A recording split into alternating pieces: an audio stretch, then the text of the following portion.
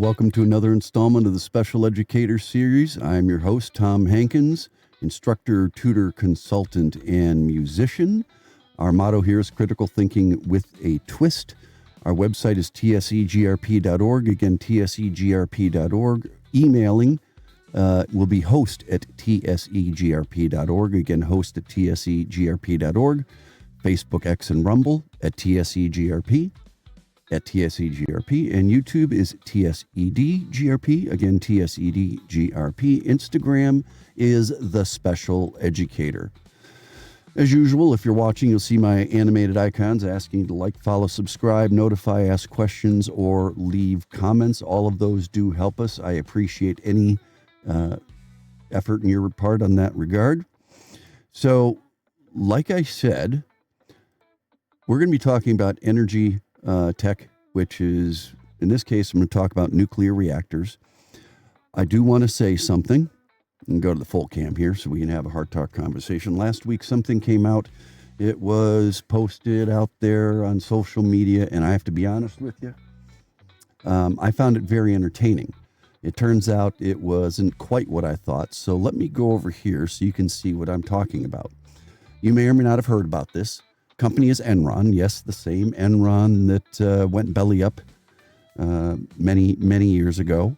And another group of people bought out the license to the name, and they started up Enron again, if you will. So what they did is they put out this thing called the egg. It's supposed to be a nuclear reactor for the home, what we'll call a micro-sized nuclear reactor. And I thought it was very entertaining because I've been studying nuclear energy and smaller form factor reactors for a while. I have a lot of interest in that, which is what this is going to be about. But this prompted me. And if you go through their website, it looks fully legit. It goes through design. There's the copy of the release video. You can link to it there.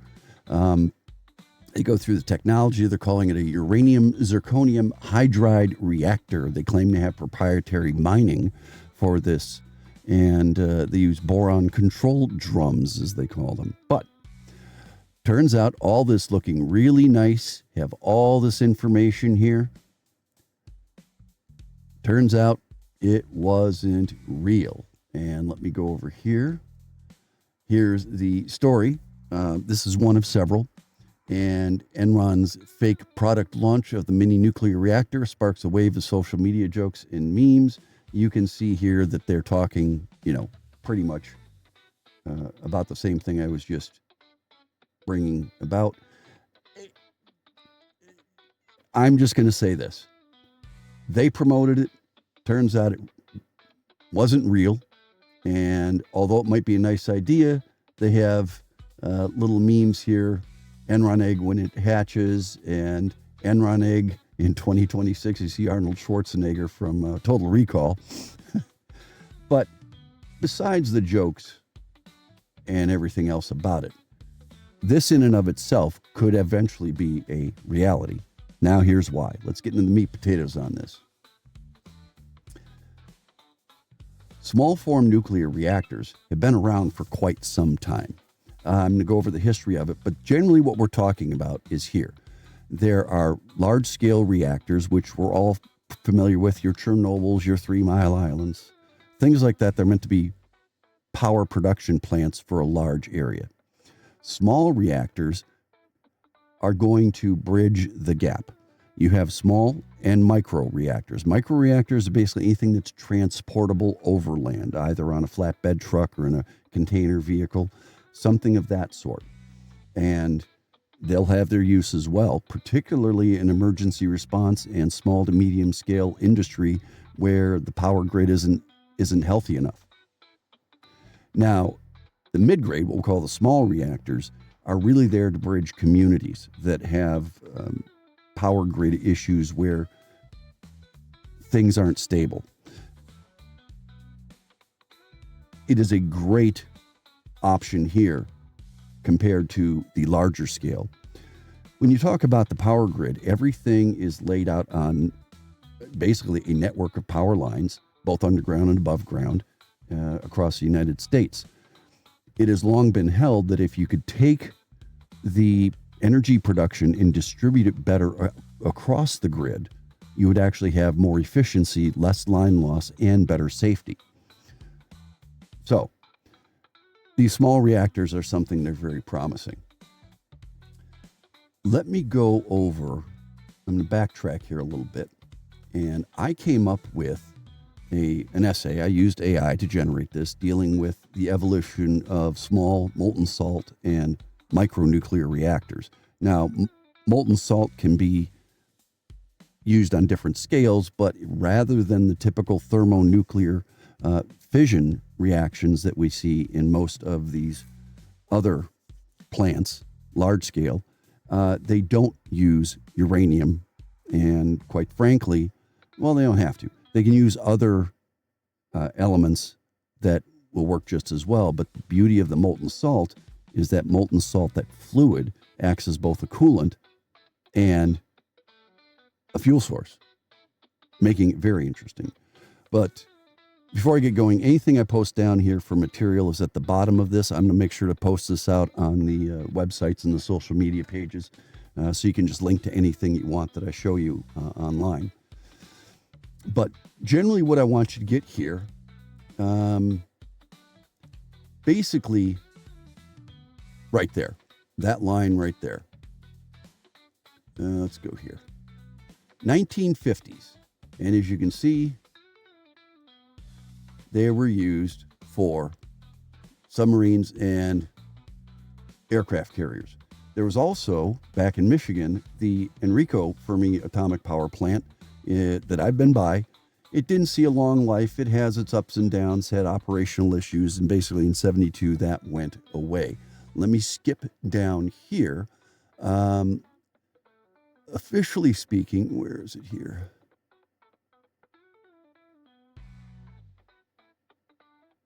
In 1955, there it is.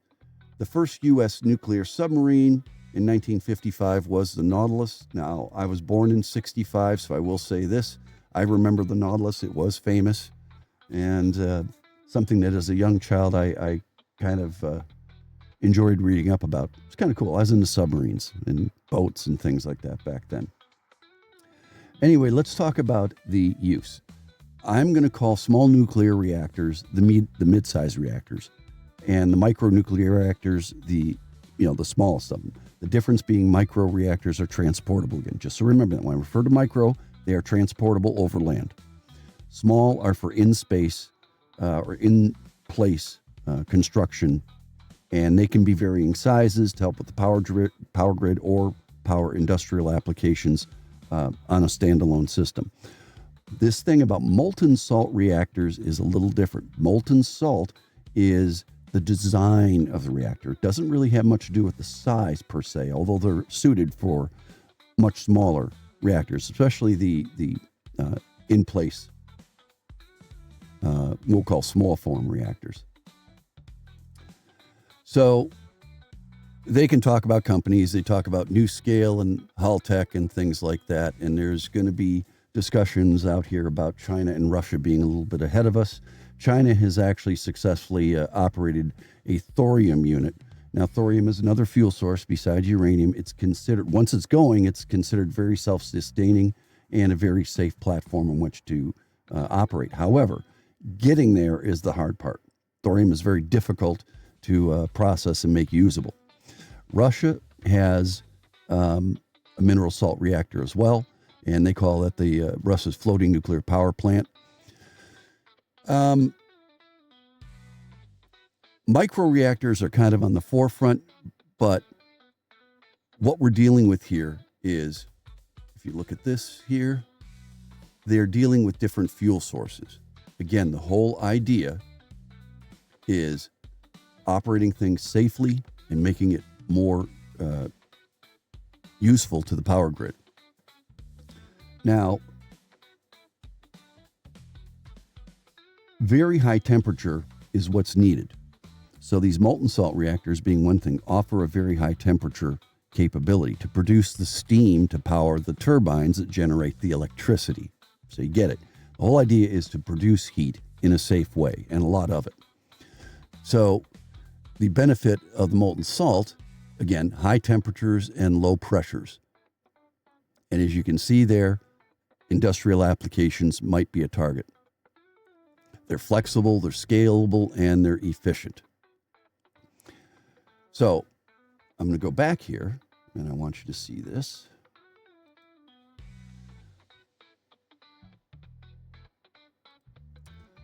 CBS News.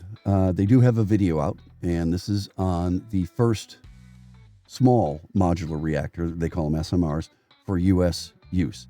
Now, there's a video on it. It shows a lot of information. But basically what we're looking for here is something that is going to be operational right here by 2029. So we're still a little bit away, but you also want to see, where is it here? There it is.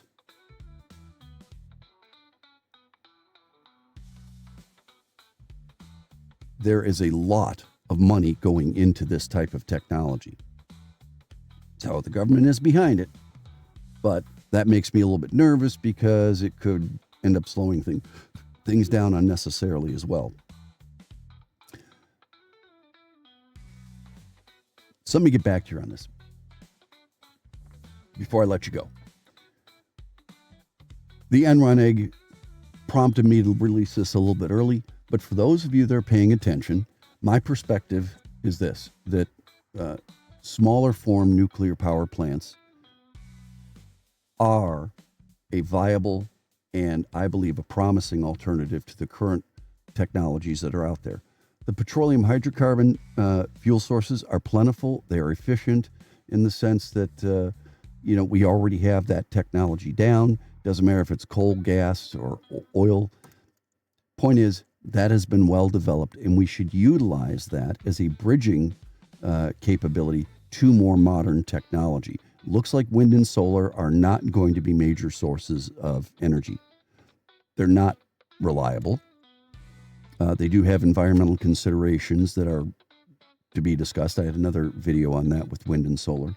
They're not scalable in the sense that you can just put them anywhere. They require large tracts of land to install, and that becomes an issue too. Finally, they are not demand responsive. In other words, as energy demand increases, they can't just respond in real time. The sun has to be shining, the wind has to be blowing. Even if you store energy, they're not a continuous use, responsive type of energy. So just be aware of that. There are other forms of energy out there that we can discuss later on, but I want to really get this nuclear thing down because it's promising. Europe is using it. Russia's using it. India is going to be using it, and I think they're going to really push the thorium fuel source because they have very high deposits of ore that can be used to create the thorium fuel product that's needed. Here in the U.S., we have a lot of other mineral resources that will work quite nicely. We don't need the uranium fission powered reactors anymore. They're almost outdated. If we can build smaller and more plentiful with a wider distribution across the power grid, I think that is where we're going to be going, especially with data centers, AI, quantum computing, and the need for just storage. If you've ever listened to Kevin O'Leary, although he's Canadian, he has basically said that he's investing a lot of money in the U.S. and Canada to build large tech buildings for data storage and quantum computing and AI development and things of that sort. So there's promise. We are going to need a lot of power. It's going to increase exponentially our need for power as technology evolves. And folks, this is one type of energy technology that can serve the demands. It has to be done right. It has to be invested in. It has to be researched properly. I think we can do it safe. I think we can do it secure. And I think we can create a more modernized, more efficient, safer, and more reliable electrical grid using this technology. But it's still an all hands on deck thing. I'm not advocating for eliminating any type of energy technology. It's just supplementing it, building it better, stronger, more resilient, more reliable, more efficient. That is the key. If we can make things more efficient and just have things more on demand, we are headed in the right direction. So, before I get going, I'm Tom Hankins, instructor, tutor, consultant, and musician. If you ever need to find All our stuff is here. You can reach us. tsegrp.org is our website, tsegrp.org. If you want to email me, because I'm the only one operating this right now, host at tsegrp.org, host at tsegrp.org. Facebook, X, and Rumble. Rumble's the newest edition, at tsegrp, at tsegrp. Facebook, at tsedgrp, at tsedgrp. And then the Instagram, The Special Educator. I hope to see you.